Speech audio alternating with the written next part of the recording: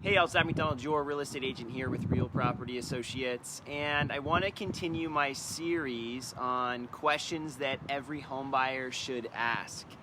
And today's question is actually going to be a lot like yesterday's question, but a little different. So today's question is this your first house or is this going to be your forever home? And forever home is a term that I hear more often than you'd think. A lot of people, when they go into the home buying process, have one of two different mentalities. Either this is going to be my first house, it's going to be a starter house, that might be the other word that you hear or you're thinking about.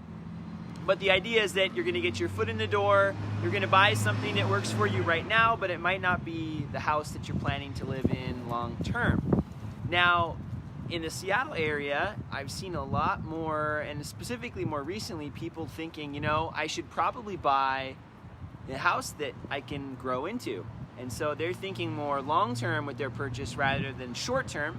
They might be thinking of buying a 3 or 4 bedroom house rather than a 1 bedroom condo, if that's what they need.